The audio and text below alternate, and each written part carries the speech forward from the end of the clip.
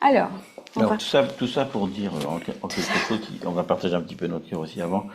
Euh, nouveau mois, hein, nouvelle saison, nouveaux locaux. On commence à l'appeler le centre en fait, Broca. C'est le centre de réunion Centre de réunion, ouais, centre de de toutes les familles. formation.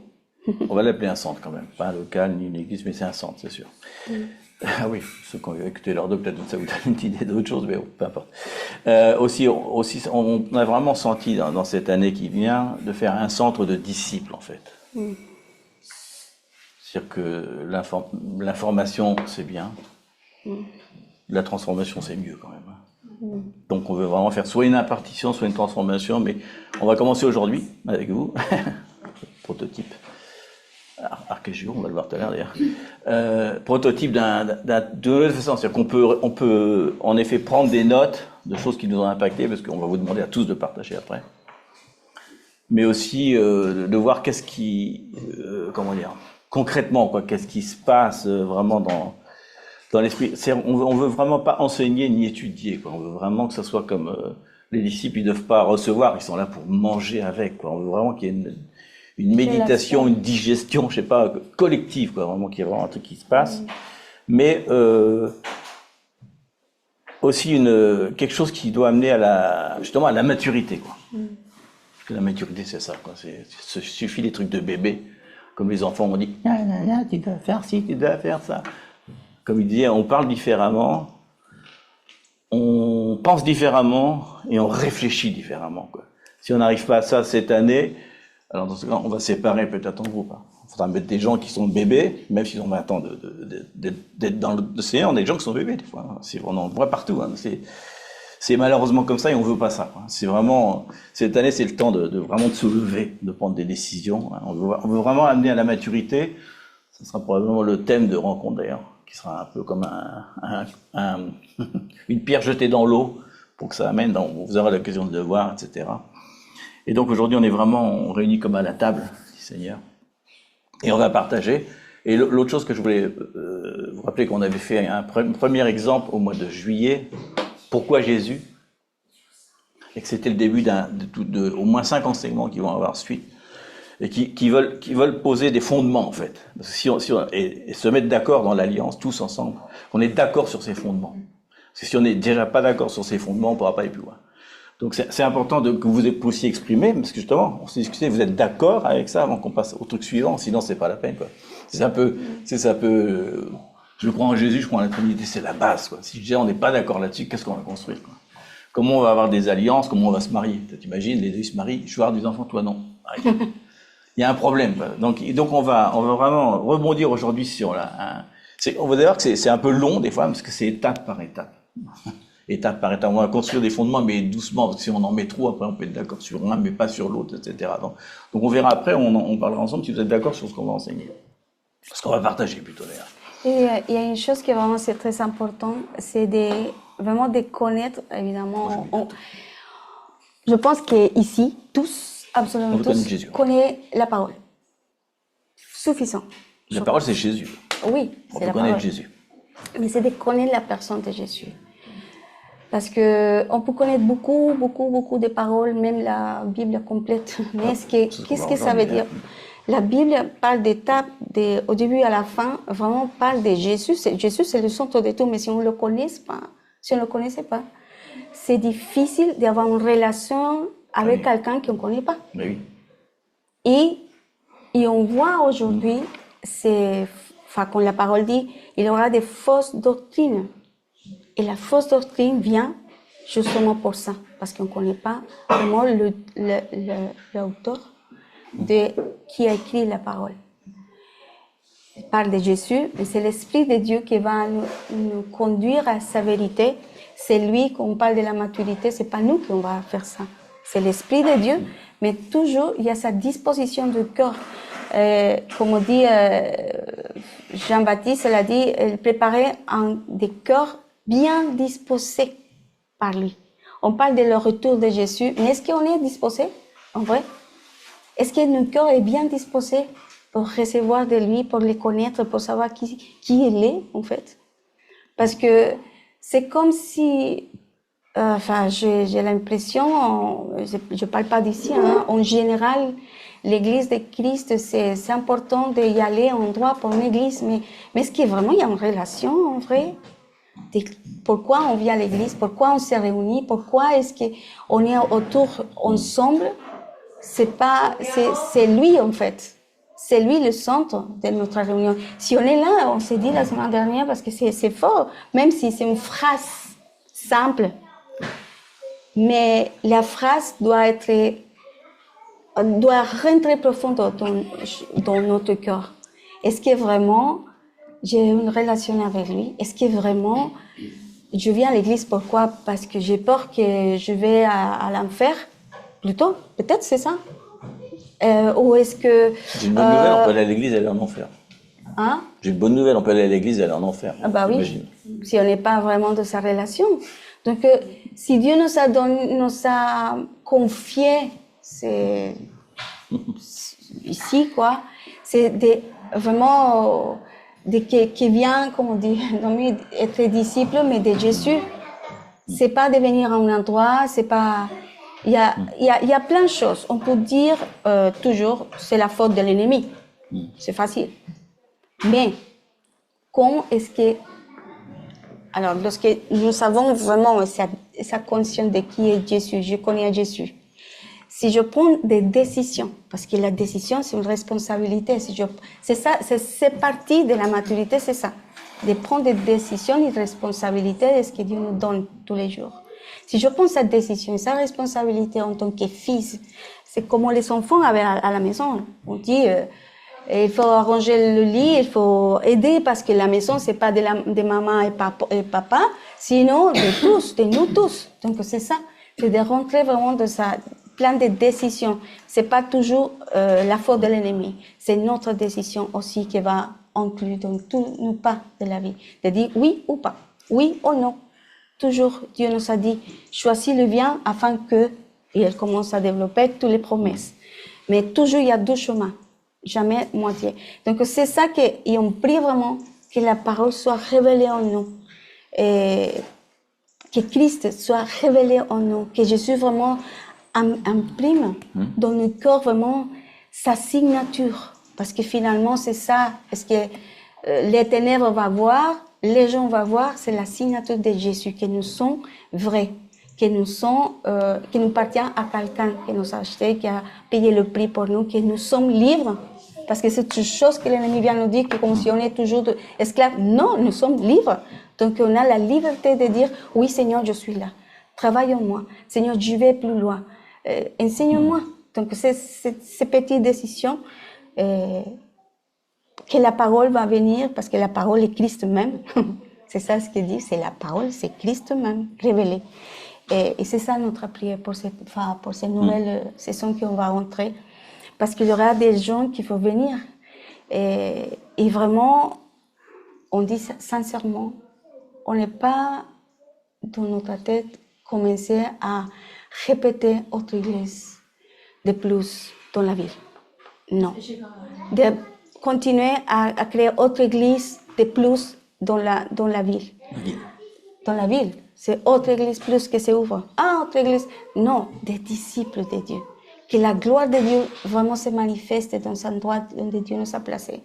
Donc, vraiment marche des fils de Dieu. Et je pense que c'est le désir du Père, en fait. Bien sûr. De voir que les fils de Dieu croient qu'ils marchent avec sa lumière. Que nous soyons torches vraiment allumées au milieu des civils. Si Dieu nous a placés là-bas, il y a un but. On le croit. Mais c'est le Seigneur, c'est le Saint-Esprit qui va faire son travail. Mais nous, que nous soyons vraiment disposés. C'est la première chose. Si mon corps est disposé, il n'est pas fermé, parce que je peux rester toute la journée fermée. Et je ferme, c'est bien la parole, mais elle passe comme ça. Et si je dis, Seigneur, j'ouvre mon cœur. Vraiment, cette année, j'aimerais bien te connaître, parce que je ne te connais pas. Je marche avec toi 40 ans, 5 ans, je ne sais pas, mais je ne te connais pas. Donc, c'est bien de dire ça, c'est bien d'être sincère. Il n'y a pas une condamnation pour ça. Au contraire, ça nous donne liberté de dire, Seigneur, vraiment. Je marchais tellement avec toi, avec la religion, mais je te connais pas. J'aimerais vraiment me rendre compte, parce que chaque mot, c'est pour ça qu'on partage, chaque phrase, même s'il y a une seule phrase, un seul mot, pendant le partage de la parole, reste en vous, ça suffit. Amen. Amen. Parce que ça veut dire que là, elle va commencer à parler toute la semaine, ces phrases, ces paroles. Merci, Lucienne. Merci. Donc, c'est un peu comme la première enseignement. Ne vous inquiétez pas si des fois je lis, parce que c'est la 10e version peut-être de l'enseignement. Donc, chaque fois, ça c'est... J'ai essayé de garder que le résumé, quoi. Il faudrait mettre un peu de votre esprit des fois. Donc, il y a tellement de concentré que des fois, je peux même pas faire autre chose que le lire. C'est déjà... Il n'y a plus de mots sinon. Donc, la première, ça avait été le cas déjà, parce que je pense qu'il y a trop d'informations et il faut aller vraiment dans l'essentiel. Donc, vous vous rappelez peut-être, je ne vais pas vous demander de me faire un résumé de pourquoi Jésus est venu sur la terre. Bon, si vous voulez le faire, mais bon. Donc on avait regardé, je vais juste faire un petit résumé de l'enseignement précédent, en mettant juste des phrases, et on va voir si vous êtes d'accord avec ça, quand même, si on ne peut pas continuer. Donc ce qu'on avait dit, c'est qu'il y a beaucoup à l'époque qui connaissaient bien les actions de Jésus, je parle surtout de ses disciples et de ses apôtres, tous les gens qui étaient avec lui, ils connaissaient bien la guérison, ils savaient qu'il y avait un plan rédempteur, etc., mais qu'il y avait peu qui avaient compris en fait qui il était, en fait, véritablement. Vous vous rappelez qu'on voit très longtemps, ils sont avec lui, et d'un seul coup, quand il leur pose la question, qui vous dites que je suis, finalement, il n'y en a aucun qui sait. Parce qu'ils pensent tous que c'est Jean-Baptiste, que c'est Élie, que c'est le prophète, et il n'y a que Pierre qui a cette révélation de qui il est vraiment, le Christ, le Fils du Dieu vivant.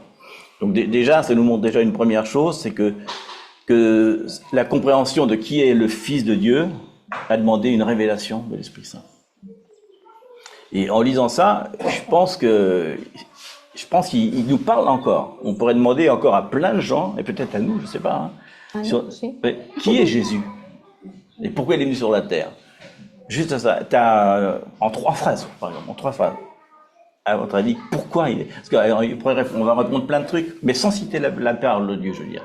Sans citer la parole de Dieu. Qui il est exactement, qui il est venu faire sur la terre. Donc il leur révèle ça. Il leur dit bien, voilà, je suis le Fils du Dieu vivant.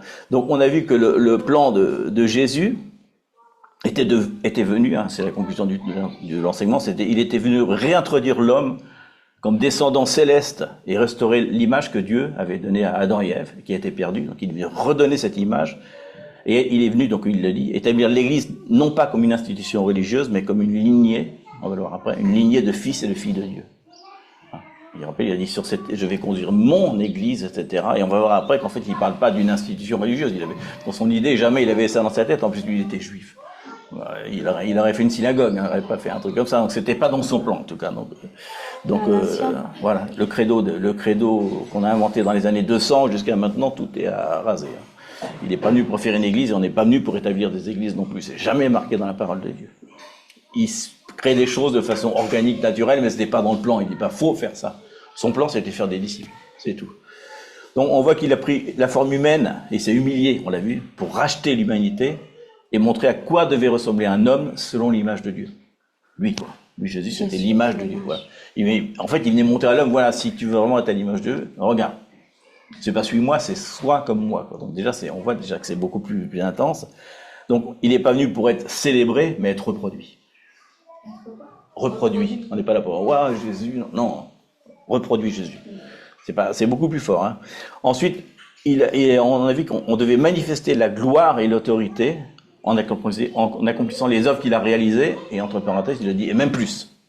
Vous vous rappelez, on avait dit, quand on le voit faire des miracles, c'est ma gloire qu'il utilise. C'est ce type de gloire que j'ai, c'est le type de gloire humain, puisque pendant qu'il est sur la terre, il ne peut pas faire autre chose que d'utiliser la gloire humaine, parce que toute autorité a donné à l'homme sur la terre. Donc lui, en tant qu'homme, il ne peut pas aller au-delà. Il ne fait pas venir à un moment des milliards d'anges pour détruire les légions, empêcher qu'ils soient crucifiés. Il doit respecter la loi humaine. C'est-à-dire que même quand il est battu, persécuté, il doit souffrir. Il ne peut même pas empêcher. Et même en veut lui donner un truc pour l'anesthésie. Il dit non, je dois souffrir. Je dois passer par l'humanité. Je dois prendre la même souffrance que vous. Donc ce que vous allez souffrir, je l'ai déjà vécu, vous inquiétez pas. La résurrection, vous allez vivre aussi. C'est-à-dire que c'est vraiment quelque chose de particulier. Donc il est venu en fait restaurer l'humanité et sa gloire d'origine. Donc c'est-à-dire la gloire qu'on avait en Éden, Adam et Ève, quoi. C'est ça. Et l'Église doit incarner cette mission sur la terre, quoi. Restaurer la gloire de Jésus sur la terre à travers l'homme, Adam et Ève. Et enfin, on a le mystère ultime de tout ça, c'est Paul qui va le révéler, c'est que Christ habite en nous l'espérance de cette gloire, justement. Ça, c'est son truc. Et donc, on doit incarner et révéler cette vérité en accomplissant la mission de Dieu à travers Jésus-Christ sur la terre. Donc, cette gloire qui est en nous, comme il dit, sera totalement manifestée, bien sûr, quand il va revenir. Et là, d'un seul coup, ça va être différent, parce qu'on va avoir un corps glorifié, donc on a fait de la gloire, on va la manifester aussi dans les cieux. Ça va être très différent. Mais pour l'instant, le but, c'est on est en train de se concentrer sur ce qu'il y a sur la terre. Donc, voilà. Donc, si on continue donc, si on est d'accord déjà là-dessus. On est d'accord? Parce que beaucoup de gens disent, parce qu'on confond des fois plein de trucs. Jésus a dit, soyez humble comme je suis humble, etc. Ce qui manifestait la gloire de façon humble. Il guérissait pas en disant, oui, j'ai guéri un malade, vous avez vu ça, c'est top. Il le faisait quand même avec humilité, miséricorde, gentillesse, tous les caractères qu'on peut avoir. Mais malgré tout, lui, il pouvait chanter la chanson, je sais qui je suis, en moi. En Christ. C'est bizarre ça. Je sais qui je suis, je sais d'où je viens, je sais qui est mon Père, et je sais aussi d'où je peux aller, quel genre de miracle je peux faire. Hein, quel genre de miracle, de signe, on va dire. Parce qu'on rappelle que la gloire, c'est souvent un truc qui est manifesté par des signes, quoi. On a besoin qu'il y ait un signe, quoi. Hein, mais bon, ça c'est autre chose. Et donc on voit qu'il y a aujourd'hui, ce qu'on va étudier, j'ai appelé ça la doctrine de la filiation. Alors filiation, ça veut dire aussi fils et fille. En fait, c'est quand on est un descendant direct de quelque chose, la définition. Bref. Donc alors je vais dire parce que j'ai fait du concentré de tomates là, un petit peu. On peut pas aller plus concentré. Donc c'est la révélation. Alors écoutez bien, ouais. La doctrine de la filiation, la définition, c'est la révélation. C'est encore une révélation. Hein. C'est comme Jésus, c'est comme Pierre et une révélation. C'est que le salut dans Jésus-Christ, le salut en Jésus-Christ n'a pas seulement changé ma condition spirituelle, mais il a changé ma position spirituelle. C'est très très différent. C'est-à-dire que je suis pas seulement un saint, parce que je suis sauvé, je suis aussi un fils. C'est ça la filiation. Je suis pas seulement sauvé, je suis saint, etc. Super, génial, mais je suis aussi un fils. On pourrait être que sauvé et ne pas être fils, hein. C'est possible. Donc, le salut n'est pas complet tant que je n'ai pas restauré ma condition de saint et ma position de fils. Et ça change tout. Je dis que ça va amener à la maturité parce que ça doit aussi, quand on comprend ça, c'est très difficile, si on l'a vraiment compris, qu'on l'a vraiment reçu dans son cœur et dans son esprit, on va voir que c'est dans l'esprit. Hein. Ça va être très difficile après de se plaindre dans la vie. Tu peux répéter la même. Ça va être très difficile après. Qu'est-ce que ça veut dire là? Donc je dis, le salut n'est pas complet tant que je n'ai pas restauré, enfin c'est Jésus qui restaure, ma condition et ma position spirituelle. C'est ça la filiation. C'est la filiation, ouais. Je suis pas un saint, je suis un fils aussi. C'est très important. J'ai pris la définition du Larousse hein, quand même. Qu'est-ce que c'est que la condition spirituelle? Donc c'est la situation, la manière d'être, la manière d'évoluer à un moment particulier, dans un contexte particulier. Ça, c'est la condition. La position, c'est la place précise, occupée dans l'espace par quelqu'un ou par quelque chose. Quelle position? Ça, c'est positionné là. À quel endroit je suis positionné à un endroit précis. Donc c'est très différent parce que on peut vivre toute sa vie comme un saint. C'est un peu dommage, ça veut dire séparé en plus. Mais on peut ne pas être un fils. On peut ne pas avoir compris ça. Et vous vous rappelez que la première personne qui a fait ce que Jésus faisait, c'était Adam et Ève dans le paradis. On l'a jamais eu, puis ils étaient tous les deux. Et puis il n'y a pas de caméra, ils n'ont rien filmé. Mais sinon, après, quand on voit Jésus, en fait, on voit Jésus il fait, je fais juste la même chose qu'Adam et Ève, rien de plus. Je suis rien de plus qu'Adam et Ève, j'ai rien de plus. J'ai pas de plus de particularité, de pouvoir. Ce qu'il faisait, c'était ce que faisait Adam et Ève dans le paradis, quoi, tout simplement. C'est le même pouvoir. Hein. Ouais, exactement. Donc ça peut pas être complet tant qu'on ne sait pas qui nous sommes, et qui nous sommes, c'est la condition, et où nous sommes en Christ. Hein, je ne sais pas le nombre de versets qu'on pourrait citer de Paul qui en parle sans arrêt, hein, mais on en citera peut-être un ou deux. Voilà. Ensuite, une autre définition. Oui, pardon. Lorsqu'on est nouveau, c'est notre position qui a changé. Hein, on n'est plus celui qu'on était, mais on n'est plus non plus où on était avant. C'est-à-dire qu'on était en fait comme changé ou déplacé de position. Il nous change de position, quoi. On passe vraiment d'un règne à un autre règne. C'est vraiment un truc. Hein. C'est pour ça qu'il y a un renouvellement du corps, c'est qu'il n'y a pas seulement... On est placé autre part, quoi. Bon, on va le voir après. Bon, c'est pas un mystère de savoir où on est placé où après. Il nous dit que dans le baptême, quand on est enfoui dans le baptême, on va voir les démons qui sont sous la terre. On leur dit, moi, je change de position. Vous pouvez pas. Vous restez sous la terre. C'est dans 2 Pierre. Hein. Les démons dont parle Amalek, etc. Eux, ils sont dans l'enfer pour toujours. Mais nous, on change de ce royaume-là pour aller légalement à une autre position, et il le dit, on est assis à droite dans les lieux célestes. Et c'est pas une façon de parler. C'est pas une façon de parler, vraiment. Il faut comprendre que c'est quelque chose de légal. C'est-à-dire que le moment où on est baptisé, et qu'on l'a fait dans la conscience vraiment de ce qui se passe dans le baptême, et que notre esprit est vraiment renouvelé, c'est plus jamais le diable peut nous toucher. C'est impossible.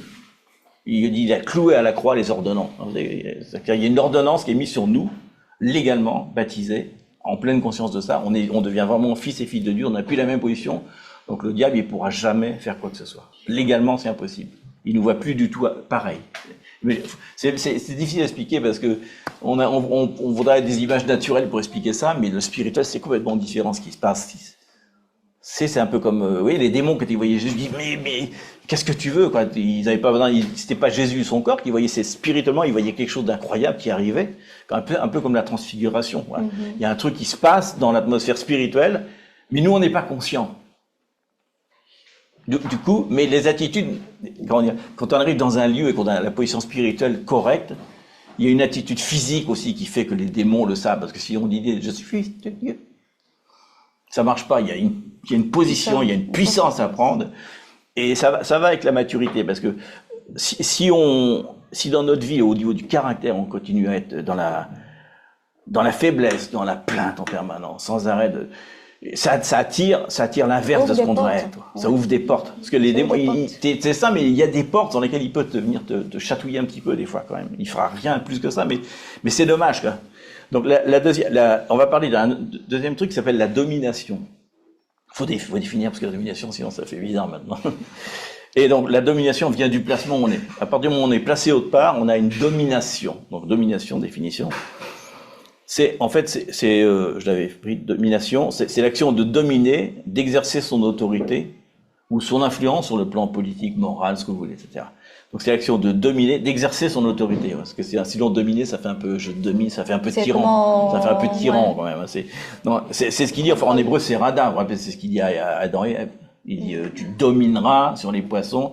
Il y a une notion un peu plus forte que ça, parce que c'est dominer assujettir, gouverner. Mais c'est vraiment le plan de Dieu pour l'humanité en général. La première chose qu'il dit après le déluge à Noé, il répète la même phrase. Il dit à Noé, de nouveau, tu domineras. Il le répète, n'oublie pas.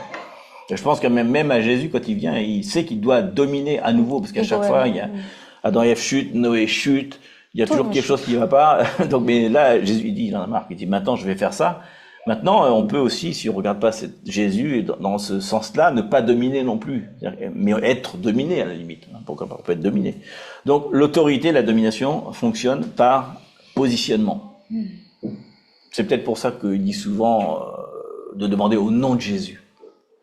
Parce qu'au nom de Jésus, ça veut dire, voilà de qui j'ai reçu l'autorité sur laquelle j'utilise. C'est l'autorité de Jésus, c'est pas la mienne. Quand Jésus est retourné à terre, il nous a donné tout pouvoir sur la terre. Donc, en gros, il a fait plein de chèques signés. Maintenant, il faut écrire les chèques. Lui, il est d'accord avec ça. Je les ai déjà signés. C'est bon, il ne va pas dire. Jésus était d'accord. Tu as déjà donné le chèque. Est-ce que je dois dominer sur la terre? Il a déjà tout dit. Il a déjà tout fait, quoi. Donc, voilà. Donc, le poids de l'autorité qu'on va porter dépend de la position qu'on a auprès de Christ qui nous y a autorisé. Attention, hein. C'est important de dire ça parce qu'on va dire qu'on est nos propres petits chefs. Parce qu'on est toute la gloire, etc. Mais on est soumis à l'autorité. Alors, est-ce que je vais lire Oui, c'est bien. On peut lire Matthieu 8, 5 à 11. Matthieu 8, 5 à 11. Ça doit être Matthieu qui le lit directement. Oui, je te passe. On le dit à chaque fois parce que c'est dit qu'il l'a écrit. Alors. Je peux passer jusqu'à Matthieu. Matthieu va dire Matthieu. Ça, j'adore. J'adore. C'est très bon, ça. Mais il faut qu'il t'approche. Mais c'est que tu dis bien aussi, c'est pour ça qu'on dit ça. Matthieu 8. 5 à 11. 5 à 11. Oui.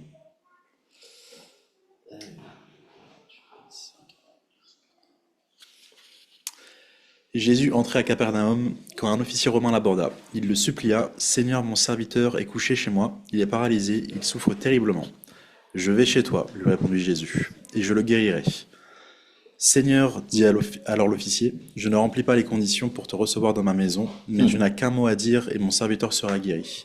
Car moi-même, je suis un officier subalterne, mais j'ai des soldats sous mes ordres. Et quand je le dis à l'un, va, il va, et quand je dis à un autre, viens, il vient. Quand je dis à mon esclave, fais ceci, il le fait. » En entendant cela, Jésus fut rempli d'admiration et, en s'adressant à ceux qui le suivaient, il dit, « Vraiment, je vous l'assure, chez personne en Israël, je n'ai trouvé une telle foi. Je vous le déclare, beaucoup viendront de l'Orient et de l'Occident et prendront place à table auprès d'Abraham, On d'Isaac peut s'arrêter là. et de Jacob. Ça.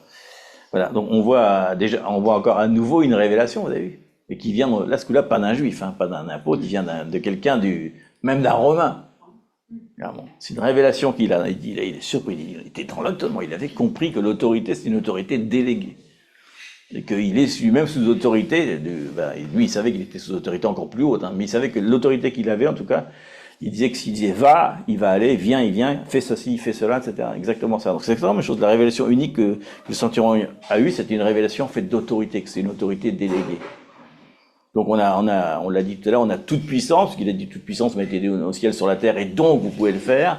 Toute la gloire m'a été donnée, donc vous pouvez utiliser cette même gloire, etc. Et vous pouvez même faire encore plus que ce que j'ai fait. Mais voilà, il a déclaré qu'un homme qui est soumis à l'autorité est un homme en autorité, en fait. On ne peut pas avoir d'autorité si on n'est pas soi-même soumis à l'autorité. C'est important parce que c'est vrai même dans le naturel, dans une entreprise. Si on va avoir une autorité, on peut être soumis qu'à l'autorité au patron. C'est pour ça qu'il dit d'ailleurs respectez vos autorités. C'est important parce que si on ne comprend pas ça et qu'on veut sans arrêt se révolter contre l'autorité, ça active quelque chose en nous de fils de rébellion.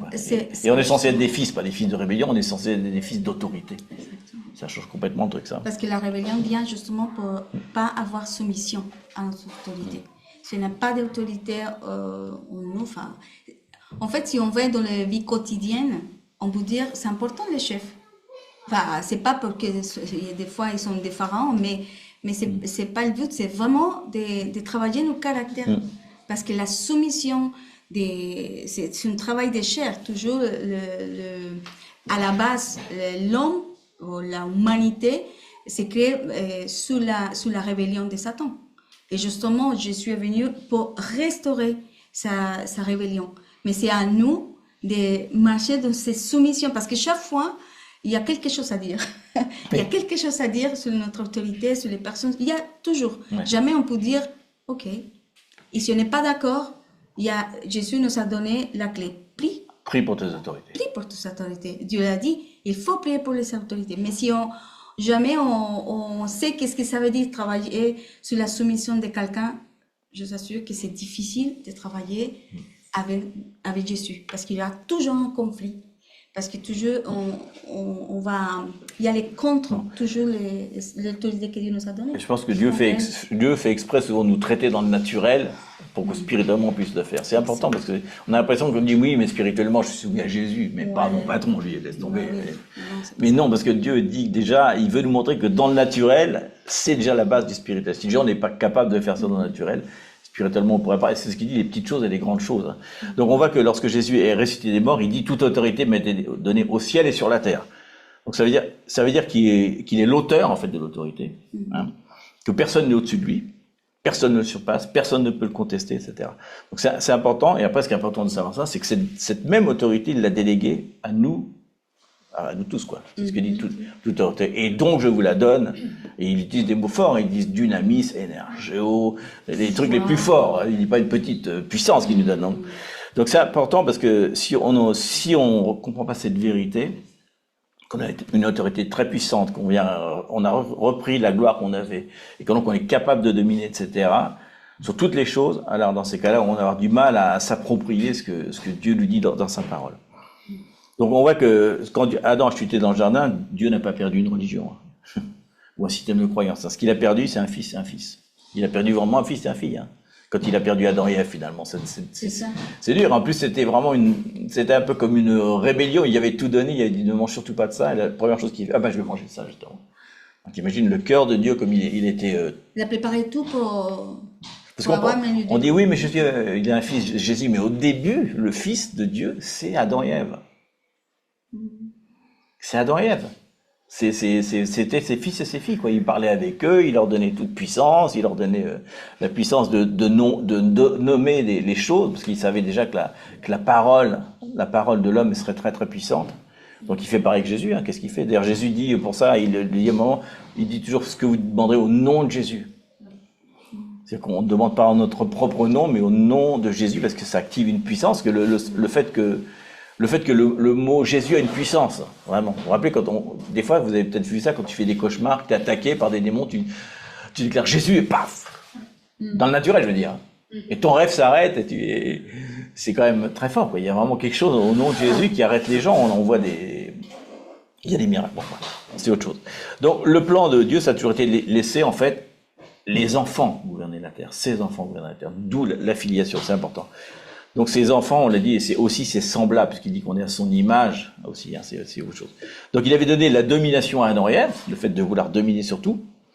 Parce qu'en fait, pourquoi la domination? En fait, c'est comme le droit de naissance, c'est un peu comme l'héritage, quoi. C'est un peu comme l'héritage, c'est quelque chose de naissance des enfants, c'est un droit, quoi. Les enfants ont le droit de dominer, c'est pareil d'ailleurs que les enfants dans le naturel. Les parents leur donnent la domination quand ils partent, sur leur travail, sur leur maison, il n'y a pas de différence, quoi. Bref. Donc, autrement dit, ça appartient à une famille, quoi. Ça appartient à une famille. C'est important, on va citer un petit peu là-dessus. Donc, quand ils ont péché dans le jardin, qu'est-ce qu'ils ont perdu, en fait? Qu'est-ce que nous, on a perdu? Le droit de régner et le droit de gouverner, d'assujettir, etc. Parce que, là, je vais lire les phrases, que là, franchement, j'ai fait du résumé. Parce que la domination n'appartient qu'à la progéniture de Dieu. Si l'humanité va un jour régner sur elle, elle doit redevenir fils et filles. Seuls ceux qui portent son image sont autorisés à gouverner. Alors, on va revoir le radar, mais je vais vous le lire, c'est pas besoin de le lire, vous vous rappelez. Il dit, faisons l'homme à notre image, selon notre ressemblance. Et ensuite, il dit, et qu'il domine alors sur les poissons de la terre. On voit tout de suite, il n'y a pas tout un texte avant, il fait vraiment une liaison, quoi. Je l'ai fait à mon image, à ma ressemblance, donc comme des fils et des filles, ou des ombres. Parce que c'est le mot ombre, en fait. Et il dit, et tout de suite, à cause de ça, comme conclusion directe, il domine, parce que moi, Dieu, je domine sur la terre. Je domine sur tout. Donc, c'est une conclusion, quoi. Donc, on voit que la mission complète de Jésus, en tant que Messie, Christ, c'était pas seulement de créer son Église, etc., qui régnerait, ni de redonner la gloire, c'était de restaurer la filiation et la domination en même temps. Parce que si on est fils, on domine forcément. On peut pas dominer si on n'est pas fils. C'est comme une conclusion, quoi. C'est comme le cadeau qu'il nous donne au niveau d'être fils et filles de Dieu, c'est que d'un seul coup, ça nous donne une position et une autorité en même temps. Et bien sûr, après, il y a plein de trucs qu'il fait. Il dit, c'est pour ça qu'il dit enseignez-les sur ce mystère-là. Déjà, Jésus, quand il fait l'Église, il dit vous serez capable de lier et délier les démons, parce qu'il sait déjà que ça va être tout de suite la galère avec son Église, les démons. Donc déjà, il y a ça. Ensuite, il dit qu'on va être capable de discipuler les gens, leur enseigner ça, la Trinité, qui sera déjà quand même le fondement. Et ensuite, on va les baptiser, parce que en les baptisant, vous allez pouvoir les sauver c'est une des façons de les sauver légalement. Des ténèbres. Et c'est pour ça qu'on demande souvent, est-ce que tu crois vraiment que Christ est mort pour toi à la croix, etc. Parce que s'il croit ça et qu'il le déclare avec sa bouche, alors il rappelle un Colossien, qui dit que les puissances ont été clouées à la croix et qu'il n'y a plus légalement de décrets qui sont contre nous. Il les a même ridiculisés, il dit. Hein. Parce qu'on avait précisé la dernière fois, à l'époque, quand on voulait signaler, il n'y avait pas Internet, tu voulais signaler un décret, tu prenais un morceau de bois, tu prenais des clous et tu clouais une ordonnance. Donc d'un seul coup, qu'est-ce qu'on a pris? On a pris la croix, c'était Jésus le papier, en fait, le papier ouvert, et on l'a cloué. Pour dire, j'ai cloué les ordonnances pour que tout le monde qui regarde dise, ah, c'est marqué. C'est pour ça qu'il faut faire. On lit Jésus, en fait, ça, comme ça. Donc, à partir du moment où on reconnaît ça, alors on a carrément reconnu l'œuvre de Jésus. Pourquoi il est venu? Pourquoi il est mort? Toute sa vie. Et à cause de ça, on se baptise. Et le fait de déclarer ça, le baptême accomplit ce qu'il a fait à la croix. Mais pour ça peut pas être c'est pour ça qu'on peut pas, même si on voit dans l'exemple de la parole que les gens disent, mais qu'est-ce qui m'empêche que je me baptise? Dis, baptise-toi, vas-y. C'est une circonstance exceptionnelle quand même, mais malgré tout, c'est bien de le faire dans la conscience vraiment, parce que tout le monde peut dire, oui, je crois que Jésus est mort pour moi à la croix, puis ne pas vraiment le croire, quoi. C'est juste des paroles, même si les paroles ont une puissance quand même. Hein. Ont une puissance, mais Dieu voit les cœurs quand même. Hein. Il ne voit pas que les paroles. Donc on va avoir il y a une occasion de la vie où Jésus manifeste son autorité de façon un petit peu différente. Je ne sais pas s'il faut le lire. C'est encore Matthieu, je suis désolé. Et ça va juste, et en fait, c'est marrant, c'est que ça va juste après quand même. C'est Matthieu 8, 23 à 27. On peut lire à quelqu'un d'autre. Qui Quel fils de Dieu veut dire la parole? 23, 27. Ouais. Y a-t-il un fils de Dieu qui veut dire la parole? Ah non, j'allais en espagnol. Non, si tu l'as en turc, pourtant c'est chouette. En turc, c'est vachement bien. 8, 23. À 27. À 27. Il monta dans la barque et ses disciples les suivirent, et voici, il s'éleva sur la mer une si grande tempête que la barque était couverte par les flots, et lui, il dormait. Les disciples s'étant approchés, le réveillèrent et dirent, « Seigneur, sauve-nous, nous périssons. » Il leur dit, « Pourquoi avez-vous peur, gens de peu foi ?» Alors il se leva, menaça les vents et la mer, et il y a eu un grand calme. Ces hommes furent saisis d'étonnement. Quel est celui-ci, disait-il, à qui obéissent même les vents et la mer? C'est magique. Là, on a encore une... Il y a beaucoup de questions, hein. Il y a beaucoup de choses là-dedans. Donc pour eux, la question, en fait, c'est une révélation en même temps. Parce qu'ils disaient, on sait qui il est, puisqu'ils savent déjà maintenant que c'est Christ. On sait qu'il est un homme, mais on ne sait pas quel type d'homme il est, en fait. Quel type d'homme c'est? Non, pas encore. Mais je dirais, ils sont un peu surpris par ça, quoi. Quel type d'homme il est? Comment c'est C'est possible? même pas qu'il est, c'est quel genre d'homme. C'est un homme, mais il fait des trucs bizarres. Et pour ça qu'il y a des faits dans les deux textes de Matthieu, vous avez remarqué qu'il a marqué la réponse que leur fait Jésus à chaque fois. Il leur dit gens de peu de foi. Il fait un rapport entre la foi et le fait de pas croire au miracle ou un truc comme ça, ou de pas croire qu'ils peuvent faire qu'ils ont. Et en fait, ils croient pas qu'ils ont l'autorité. Il a dit, vous avez pas peu de foi, vous croyez même pas que vous avez l'autorité que je vous ai donnée, quoi. Et il dit, le centurion, vous rappelle, quand lui, il croit à l'autorité, il lui dit, j'ai jamais vu une foi aussi grande. C'est-à-dire qu'il y a un rapport entre la foi, avoir la foi, dans l'autorité qu'on a. Il y a un rapport, hein. La foi et l'autorité, dans un affaire d'enseignement qui s'appelle la foi et l'autorité. Il y a un rapport entre les deux. La foi, c'est savoir qu'on a l'autorité et de la mettre en pratique, quoi. Donc, ce qui est venu Jésus leur révéler à ce moment-là, c'est l'autorité qu'un fils de Dieu a sur la terre. C'est-à-dire que non seulement, vous voyez, il peut faire des miracles, guérir, chasser des démons, mais il peut aussi parler aux éléments naturels. Alors, une petite parenthèse, puisque j'ai dit tout à l'heure qu'on pouvait faire tout ce qu'il avait fait sur la terre, il dit que vous pouvez même le faire. Donc, on peut parler vraiment aux éléments naturels. On peut vraiment calmer des tempêtes. C'est pas un truc hypothétique. Faut croire la parole telle qu'elle est. C'est un peu différent quand il parle du grain de moutarde qui va. Mais là, ça c'est différent parce que ça c'est une hypothèse. Que là, on voit qu'il le fait réellement, quoi. Donc on peut le faire. On a des témoignages. Il y en a pour dire. On a des témoignages où on a arrêté la pluie carrément en priant. Élie l'a fait. Oui. Oui. Ouais. C'était tellement avant. Oui. Et des pluies torrentielles, on peut les arrêter. Bien sûr, on peut. Dès qu'il pleut, je vais sortir. Les escargots, faut penser à eux quand même. mais sur des trucs dangereux, comme un tsunami ou je sais pas quoi, un truc, on pourrait très bien avoir cette autorité de faire ça, parce qu'il dit qu'on peut le faire. Il n'y a pas de... Voilà. Mais c'est intéressant, parce qu'il leur montre que même la nature est soumise à l'autorité de Dieu, quoi. Ça va au-delà d'un simple truc humain, d'un simple truc de guérison, voilà. Parce que c'est juste à travers ce qu'on vient de regarder l'autorité que le Seigneur nous a donnée, parce que c'est en Christ. C'est pas de notre peuple d'ici, c'est en Christ, parce que si Christ habite en nous, c'est de lui faire faire. C'est ça. Mais c'est la chair qui... Donc là, on se concentre un petit peu plutôt que ce qu'il a fait sur le pourquoi il l'a fait et comment il l'a fait. Alors le pourquoi, c'est vraiment un enseignement, hein. Je pense qu'il enseignait beaucoup de choses avec ses disciples. Il devait passer des heures à parler de choses théologiques. En fait, je pense qu'il parlait beaucoup, puisqu'à l'époque il y avait que ça d'ailleurs, il parlait beaucoup des prophètes. Je pense qu'il y avait beaucoup de questions, ils avaient tous appris les prophètes. Mais alors Ézéchiel, quand il dit ça va être quoi? Et Isaïe, c'est quoi? Il devait leur expliquer ça. C'est pas marqué dedans parce que c'est de le découvrir maintenant. Mais les apôtres devaient déjà savoir des choses comme ça, très profondes. Mais de temps en temps, quand ils disaient un peu, allez stop, maintenant aujourd'hui on guérit. Des trucs pour leur augmenter leur foi, etc. et montrer qui il était vraiment, quoi. Donc c'est important ça. Donc c'est-à-dire que le pourquoi et le comment. Donc Jésus est le sauveur, ça c'est sûr, mais si on le traite juste comme un sauveur, alors on devient un petit peu détaché de lui. On n'est pas comme un fils. Il y a marqué, vous vous rappelez dans Romains 8, 21, il y a marqué il est le premier-né d'une multitude de frères. Donc c'est ça la filiation, hein. C'est vraiment ça. Donc il était le seul sur la terre au début. Mais après sa résurrection, il est dit qu'il était le premier. Donc la mission de Jésus, c'était de nous amener à devenir fils, en fait. Voilà. Donc on n'est plus esclaves, il le dit, on est des fils. Il dit, alors je le dis moi-même parce que tout le monde le connaît, c'est Romains 8, 15. Il n'y a personne qui s'appelle Romain. Et si vous n'avez point reçu un esprit de servitude, pour être encore dans la crainte, mais vous avez reçu un esprit d'adoption, par lequel nous crions Abba Père. Ça, c'est vraiment le truc. Donc, c'est vraiment ça. On n'a plus un esprit de servitude, puisqu'il dit je vous appellerai frère, plus serviteur, mais là, carrément, plus frère, c'est carrément fils. Il va carrément au-delà, quoi. On monte d'un cran, quoi. C'est vraiment très important.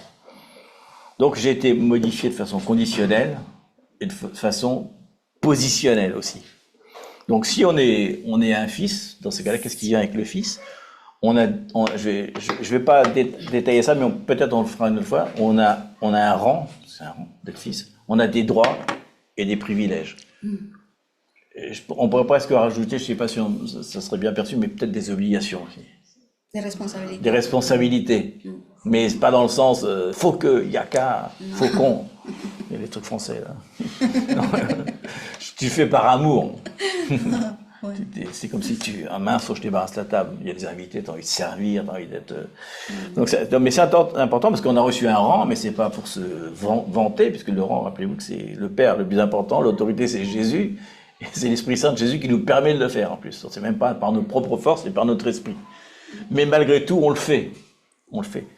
Pour l'instant, on est comme Jésus, on a un corps mortel, mais c'est pas pour toujours. Mais pour l'instant, on fait dans notre corps. Donc on a un rang, on a des droits qui sont ouverts, contre l'ennemi notamment. On peut délier les démons sans aucun problème. On peut guérir les malades, on peut parler aux trucs, on peut faire des disciples, on peut baptiser les disciples. Tout ce que Dieu peut nous faire. Tout ce que Jésus a fait. On peut avoir un esprit de réconciliation, un esprit de serviteur, un esprit de... Je sais pas. C'est vaste ce que Dieu a demandé qu'on fasse, mais voilà. Et c'est tellement un privilège. Parce que Satan s'attendait pas à ça. Il pensait que quand Jésus était crucifié, vous vous rappelez que Satan, c'est jamais le plan. Il pensait que quand il était crucifié, d'abord il était mort. Il pensait pas qu'il allait ressusciter, premièrement. Et qu'ensuite, en ressuscitant, à ce coup-là, il n'y avait plus un fils, il y en a des milliers. Et que ça allait grandir. Des milliers. Donc c'est marqué c'est dans Romains 2:8, donc 1 Corinthiens 2:8, il y a marqué cette parole, il y a marqué parole, sagesse qu'aucun chef de ce siècle n'a connue, car s'il l'avait connue, il n'aurait pas crucifié le Seigneur. S'il avait su, il serait abstenu de le tuer. Il aurait préféré le laisser mourir de vieillesse. Parce qu'il serait mort de vieillesse un jour, Jésus. Bah oui, c'était un homme. C'est un homme. Mais les imbéciles, ils ont dit, attends, ça suffit, là, il est en train de faire trop de disciples, on va l'arrêter. Ah, pas de chance. La résurrection fait des frères. La persécution amène des disciples. Donc c'est exactement le contraire de ce que Satan fait. Papa. Moi, c'est juste. Et hier, je regardais une série comme quoi il était venu un pharisien, c'est en série, hein, c'est pas une parole. Mais il a essayé de chasser un démon de quelqu'un. Et les démons l'ont parlé en disant, voilà, je ne te connais pas, ton autorité, machin. On sait qu'il y a dans la parole, ça c'était passé déjà dans la parole. Donc aussi, exactement, le Seigneur nous a donné toute l'autorité et on peut agir selon Yeshua. Mais il y a vraiment une condition, si vous voulez, non? Il faut qu'on soit aligné. Ce n'est pas que pour... On a déclaré son nom, qu'on a confessé la foi, qu'on devient automatiquement avec on acquiert cette autorité automatiquement, non? Parce qu'il faut vraiment être aligné et tu rentres dans son chemin où il faut que tu commences à marcher, à grandir, à connaître qu'est-ce que c'est ce royaume qui est venu en toi une fois que tu as accepté Yeshua dans ton cœur. Donc c'est tout un monde qui est ouvert devant nous et qu'on ne connaît pas encore, sinon, fur et à mesure, plus on marche, plus on connaît, on sait comment ça se passe spirituellement, non?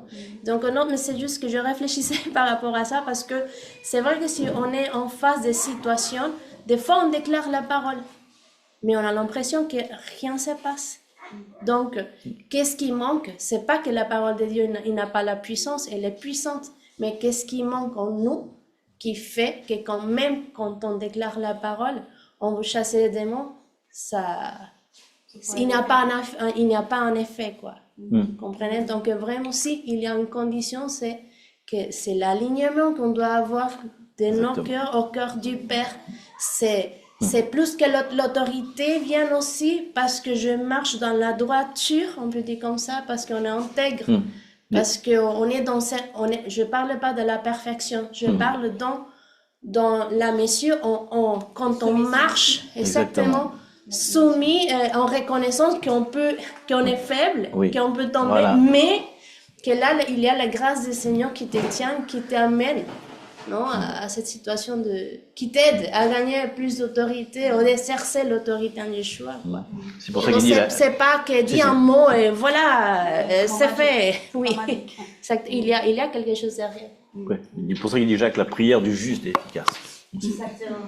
C'est important parce que... Ça retient aussi l'autorité. Il faut que l'autorité, pour qu'on sache, même si la réponse n'arrive pas ou est négative, on soit conscient qu'il retient l'autorité.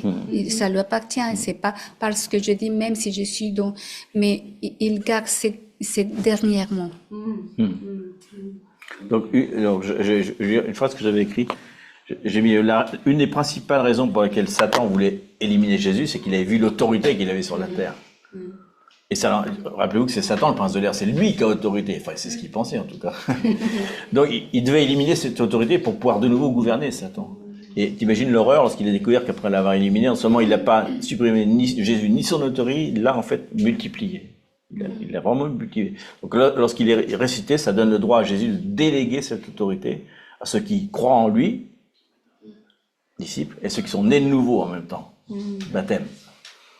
Donc c'est important. Donc c'est pour ça que la position est importante. On est placé en position d'autorité à notre nouvelle naissance. Ça c'est important.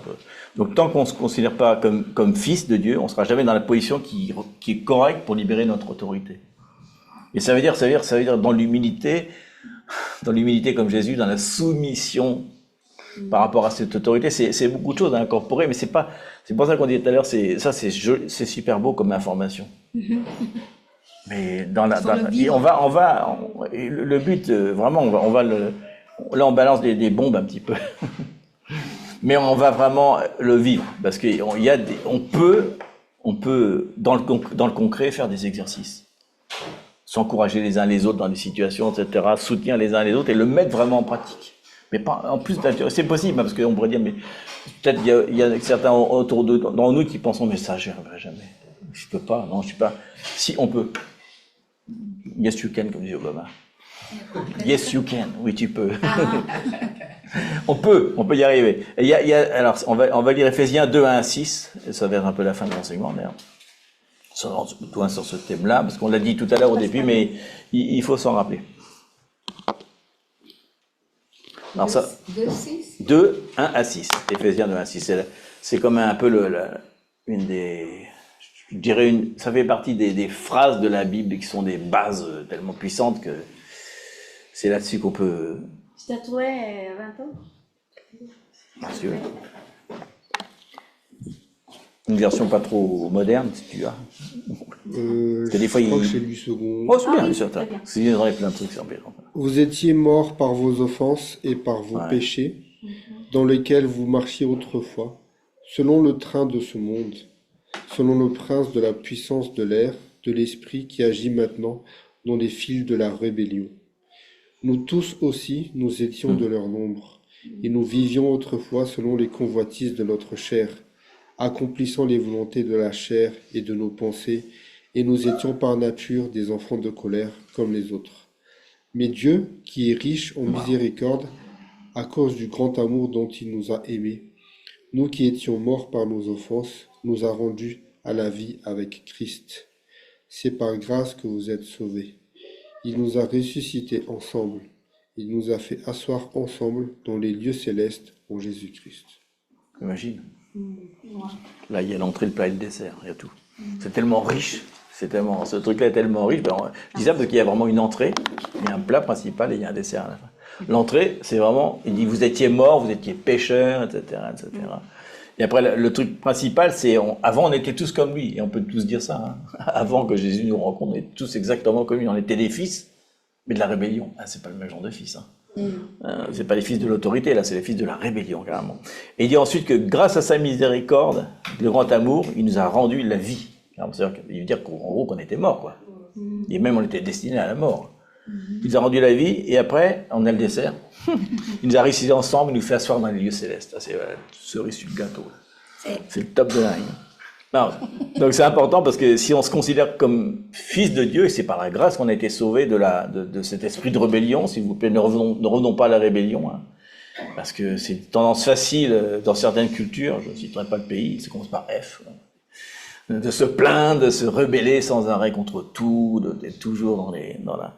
C'est quand même activé dans le naturel. Naturellement, on active quelque chose de spirituel. Ouais. Donc, restons vraiment dans ce truc-là. Assis dans les lieux célestes, c'est vraiment une position qu'on occupe. Hein. Vous vous rappelez qu'on est co-héritier de Christ. Donc, on occupe en fait la même position auprès du Père que Christ. T'imagines ? Si on est assis, t'imagines, il y a Dieu, et à côté, il voit Jésus et ses enfants, t'imagines ? C'est pas quand il y aurait Jésus serait au-dessus de nous sur une chaise et nous avons une petite chaise assis comme des bébés. Non, on n'est pas justement des enfants, on est des fils. Il utilise le mot népio, c'est des enfants spirituels, quoi. On était vraiment des enfants, on était des bébés, quoi. Parce qu'on est des fils. Et le mot fils, c'est vraiment autre chose, quand même. Hein. Donc, on a que, waouh. Donc, c'est quand même assez fou de pouvoir réaliser ça dans notre pensée. Je pense que ce genre de paroles, Éphésiens 2:1-6, pardon, c'est ce genre de phrase qu'il faudrait méditer comme ça pendant une semaine.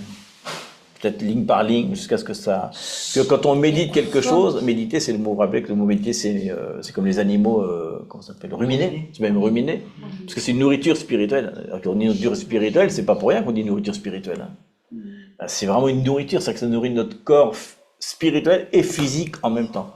Si on pouvait prendre cette phrase-là et la ruminer tous les jours, chaque fois qu'il y a un truc qui va pas, ruminer ça, mais attends, je suis qui, moi? Parce que des fois, on est soumis à des trucs dans la vie où les gens, ils savent pas à qui ils parlent.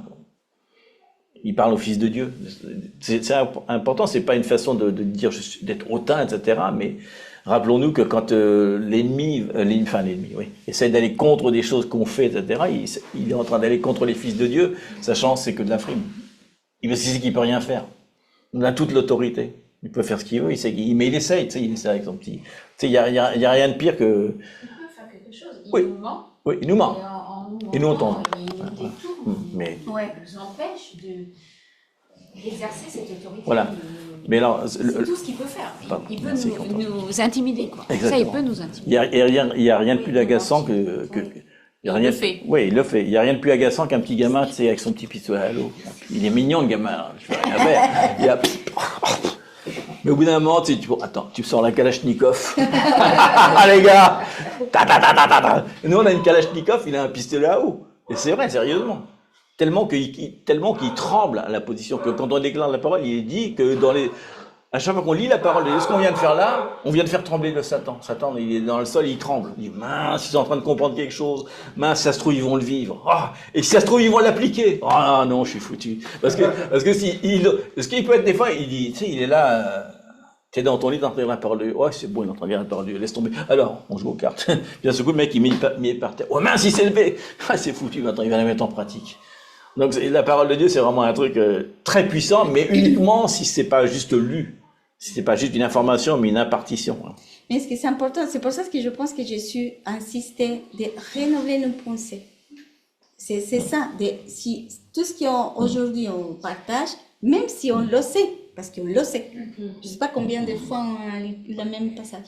Mais si ces paroles viennent révéler en nous et que le mettent en pratique, et je pense que c'est toujours, comme on dit dans mes parents, que l'ennemi utilise justement ces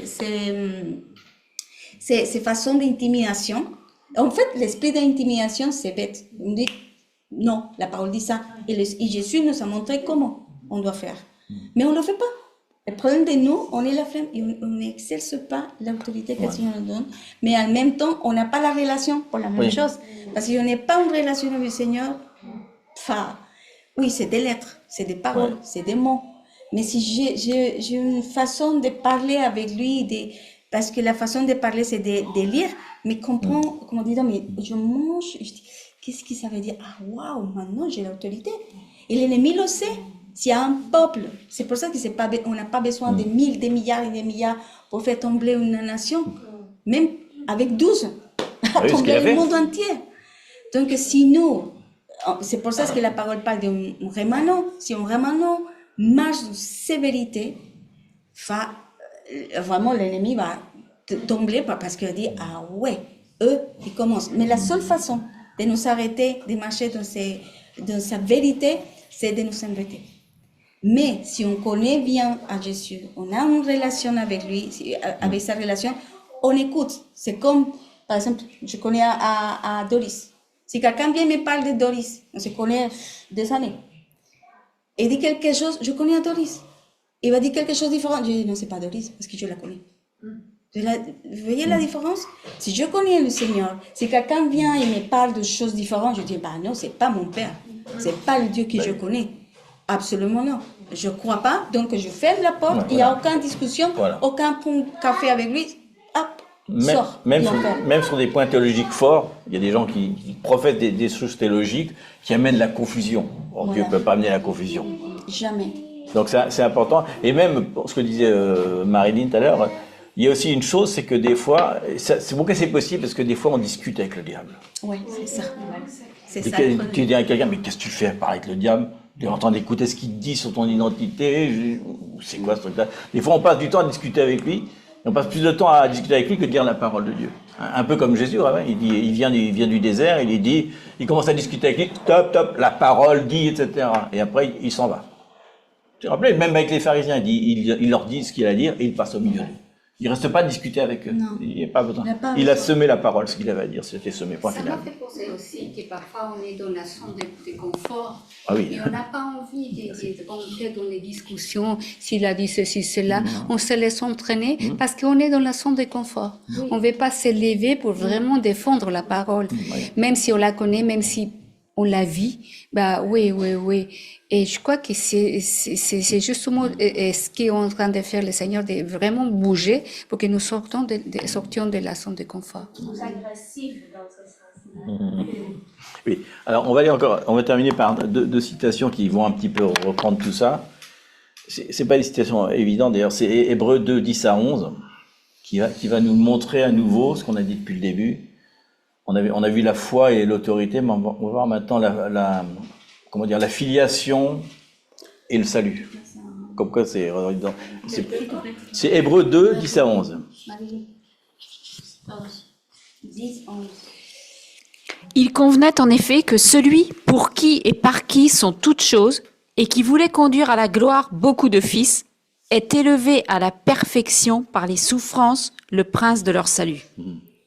Car celui qui sanctifie et ceux qui sont sanctifiés sont tous issus d'un seul.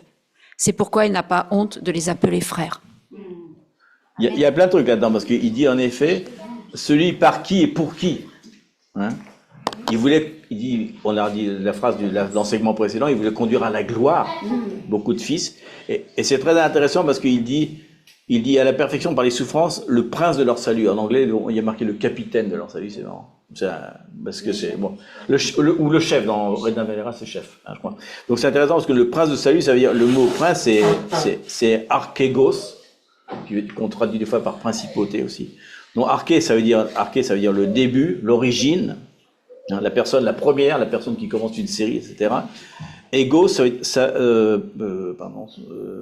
égos, ça veut dire celui qui prend les devants et donne l'exemple, un prédécesseur, un pionnier, un leader. Donc ça veut dire que Jésus était en fait le prince de leur salut, c'est-à-dire qu'il était le pionnier, le premier leader de beaucoup de frères. C'est pour ça qu'il a marqué, c'est pourquoi il n'a pas honte de les appeler frères. Parce qu'on ne comprend pas le mot prince de leur salut, parce qu'on entend, c'est pas la même chose que prince de l'air, c'est pas la même. Mais malgré tout, c'est le même mot, c'est principauté. Satan, il est aussi le prince de l'air, c'est-à-dire qu'il est aussi le début d'une race de tout plein de démons. Mais nous, c'est autre part. Donc on voit que le prince de leur salut, c'est devenu Jésus est devenu le prédécesseur, le pionnier, le prototype, etc. Quand on voit un prototype de voiture, toutes les voitures qui suivent sont identiques, hein, il n'y a pas de changement. Le prototype, c'est quand même, il n'y a pas de différence. Quand tu achètes une voiture, tu sais qu'on a tous la même, quoi. Il n'y a pas de changement, etc. Donc on voit que c'est ça, quoi. Et on comprend mieux du coup ce qu'il a dit un peu plus tard quand il dit celui qui croit en moi, les œuvres que je fais, il les fera aussi. Il fera des œuvres plus grandes que celles-ci, encore plus grandes.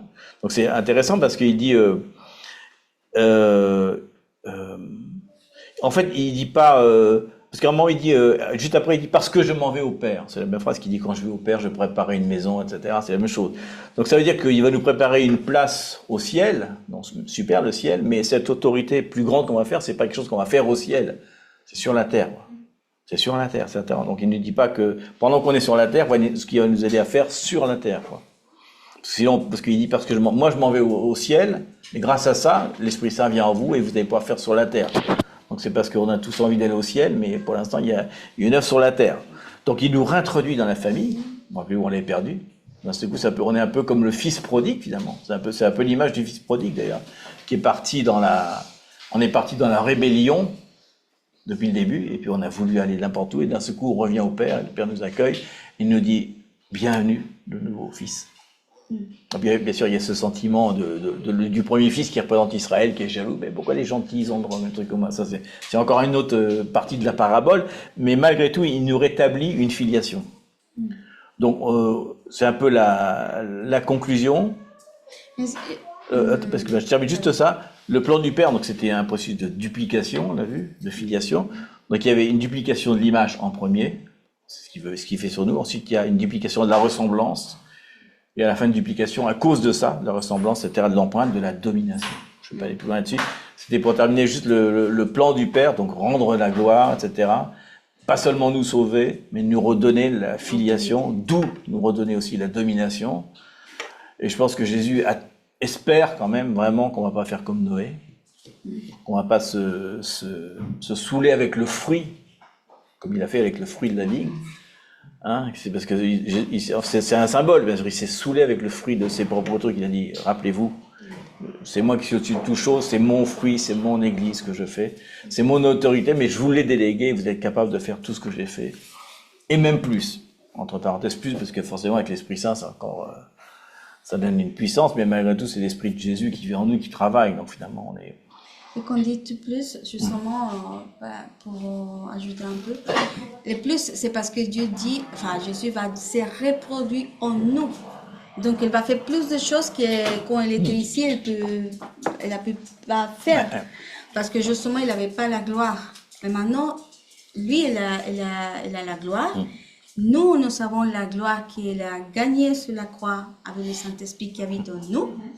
Et là, c'est de faire grandir. C'est pour ça que nous, notre humanité, doit baisser. Et ça, quand on parle de la humilité, c'est ça, de la soumission à Christ qui habite en nous. C'est-à-dire que lui, il commence à grandir, sa autorité, tout ce qu'il a fait, il va faire. C'est pour ça que ce n'est pas pour notre propre force, c'est pour son esprit qu'on fait les choses. Ça veut dire que lui, il agit avec nous. Si on se soumet, on se soumettre à sa volonté, c'est lui qui va grandir, c'est lui qui va agir à travers de nous. Parce qu'il y a plein de choses qui manquent pour faire sur la terre.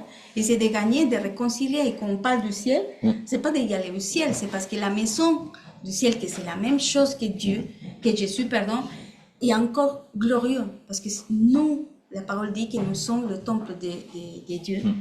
Donc le temple, la maison glorieuse nous attend. Nous attend jusqu'à qu'il revienne et nous soyons transformés à son image complète. C'est la plénitude en vrai. Quand le corps glorieux va venir, nous serons transformés. Mais pour l'instant, c'est de laisser, de renouveler avec tout ce qu'on a lu aujourd'hui, que ça, c'est pas une parole, c'est pas une phrase, c'est notre vérité, c'est notre légalité. Que Dieu nous aide vraiment à rentrer dans sa soumission de l'esprit, à que la chair, qu'on parle de la chair, doit mourir, parce qu'on parle de la chair mort, la chair, je fais la mort. Non, c'est de rentrer dans la soumission, de pas enfin, je reviens à la même chose. Si je parle, par exemple, nous, en tant que couple, je parle l'exemple d'un couple qui parle souvent, qui sont de l'unité, machin, tout ce qu'on doit faire, on doit non, que naturellement on fait. Il y a un moment qu'on se ressemble. Mais il y a des mots, mais il y a des gestes. Des expressions. Et on n'a pas obligé à l'autre à faire que l'autre. Non, elle vient naturellement, organique. Donc pourquoi? Parce qu'il y a sa relation. Et là, c'est le meilleur exemple. C'est pour ça que d'ailleurs, Paul le dit justement que que la relation de Dieu et nous, c'est comme l'épouse et c'est le mariage, justement. Parce qu'on se rassemble dans sa unité, dans sa intimité, pour rassembler Jésus. C'est pas de faire, c'est d'être. Plus je parle avec lui. Il y a autre chose que toujours l'ennemi va utiliser, toujours jusqu'à la fin, c'est la comparaison. Et on pense que si on se regarde l'autre et si je n'ai pas la même chose que l'autre, qu'est-ce qui va passer? Il y a la jalousie, il y a toutes les choses de la chair qui vont remonter. Et là, c'est ce qu'on doit dire. Ben non, c'est humble comme je suis humble. Donc, je reconnais à Jésus qui commence à grandir en lui. Si je ne suis pas comme lui, c'est parce que ma chair grandit plus que son esprit, pour dire quelque chose. Mais pas d'avoir sa comparaison toujours avec l'autre. Dans une famille, dans une communauté, dans tout. Parce qu'il y a un, comment dire, le Seigneur vient pour chacun de nous, individuellement, mais en même temps collectif. Mais ça veut dire que si chacun travaille face à face avec lui, imaginez-vous la puissance. C'est la même puissance qu'il y a eu dans les 12 apôtres. Pareil. Mais, quand on parle je sais que je parti loin, mais les 3 cordes, c'est exactement, c'est pas la telle corde. Et on dit, ah oui, c'est l'alliance avec le Seigneur, les 3 cordes. Bah oui, mais si une corde n'est pas bien avec lui, comment on va faire les 3? Parce que Jésus, c'est le centre de nous, de tout en tant que famille. C'est notre alliance, mais chacun doit travailler. Mais en même temps, c'est une histoire comment on dit, d'intimité un avec lui. Pas de je attends à l'autre qui fait quelque chose et je avance. Non, c'est moi et naturellement. C'est comme les parfums. Avec quelqu'un a les parfums, il y a une innovation de son parfum et pas forcément, mais forcément on va sortir avec ses parfums. C'est Jésus même. C'est pareil. C'est ses parfums dans la unité, dans son amour qui va faire, qui va nous transformer. Mais toujours, il y a un désir. Toujours, c'est le cœur. Toujours. De dire, Seigneur, je dois changer. Vraiment, je prends sa décision de changer mon pensée, de vraiment décider aujourd'hui de te connaître, d'avoir sa autorité, de la prendre, de dire, oui, Seigneur, je crois. Je crois. Et Dieu va travailler. Plus on avance dans la connaissance intime, plus il va faire. Mais c'est une histoire de laisser guider organiquement avec l'amour du Seigneur. Je pense pourquoi l'ennemi essaie de détruire les mariages, c'est justement l'image parfaite. Exactement. Et quand on va à la banque, et j'ai les carnets de chèques de mon mari, j'ai l'autorité. Et je peux parler au nom de mon mari avec toute l'autorité. Donc c'est un exemple tellement parce qu'on a une alliance parfaite, parce qu'on marche avec cette alliance. Et tout le monde va me reconnaître lui-même aussi. Donc Doris, tant que François, ils vont me reconnaître dans l'identité de la relation. Le plus intime, c'est la relation intime qui va faire que l'ADN commence à se mélanger. C'est pourquoi la ressemblance. Mais avec Dieu, la partie plus intime, c'est son esprit, sa parole, qui fait qu'on commence à se ressembler. Et c'est magnifique, mais pourquoi on sait bien? Comment l'ennemi c'est vraiment pris pour détruire les mariages. Donc la conception déjà faite et l'idée de se marier. Détruire l'idée, les désirs, les besoins d'un mariage. On va terminer là-dessus. Donc déjà, quand même pour se rappeler, parce qu'on dit beaucoup de choses théoriques, où est cette filiation? Elle est spirituelle, elle est dans notre esprit, quoi. Parce que si on regarde après notre corps naturel, ça fait un peu. Si on regarde au naturel, on a l'impression qu'on n'a pas d'autorité, en fait. C'est vraiment dans le spirituel. Hein. C'est une question de croissance aussi. Hein. Donc une fois qu'on a compris ça dans le spirituel et qu'on le met en pratique, alors notre foi va grandir, parce qu'on va voir les trucs, et la foi va aller encore au-delà. Donc c'est important, parce que rappelez, il dit que si quelqu'un est en Christ, il est une nouvelle création. Les choses anciennes sont passées, les choses sont devenues nouvelles. Qu'est-ce qui est passé et nouvelle? C'est pas un corps qui est différent. Notre ancien esprit est mort. Un nouvel esprit nous est donné. Ça nous a donné la résurrection, en fait. La résurrection, exactement. Donc il y a une partie qui est décédée, une partie... Parce que si on est né de nouveau, il y a quelque chose qui est décédé d'ancien, quoi. Il y a quelque chose qui est mort en nous, quoi. Quand on pense ça, il faut vraiment faut vraiment plus renoncer à ce qui était ancien, quoi.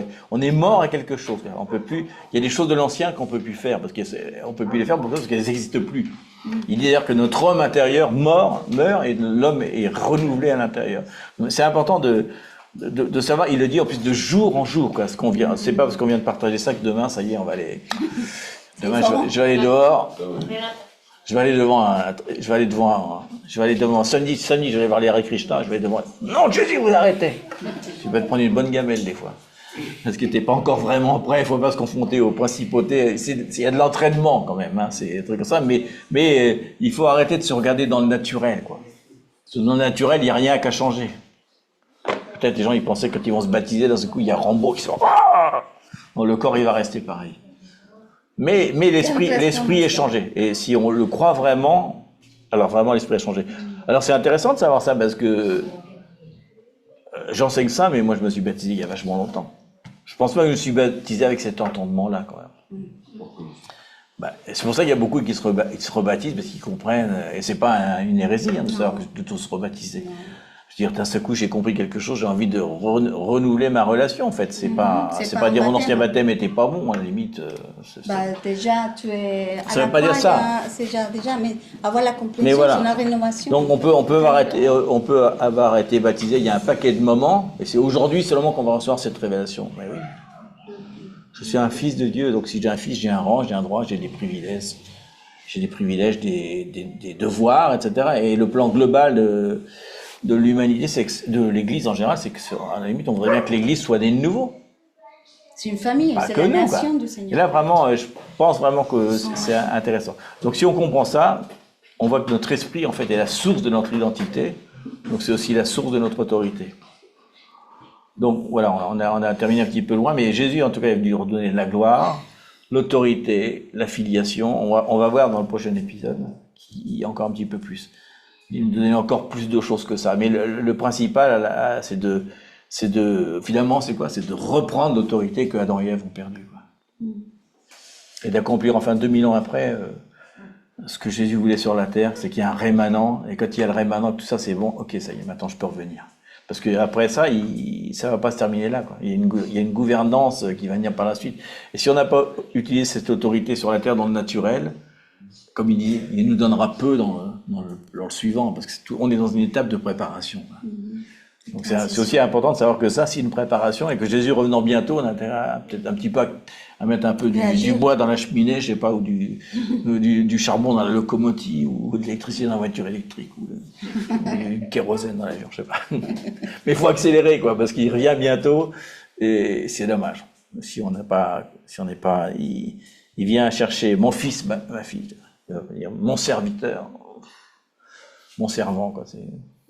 Il faut servir, mais il vient chercher un fils, une fille, quoi. C'est vraiment. Il vient pour sa nation, pour son royaume, justement, parce qu'on parle de deux royaumes, il n'y a pas d'autre. Quel privilège. Et on est dans le royaume de la lumière. Sacré privilège. Et Seigneur, merci. Privilège. C'est un privilège encore, Saint-Esprit, que chaque mot, enseignement Saint-Esprit, nous demandons que vraiment le mot plus important reste maintenant écrit dans nos cœurs.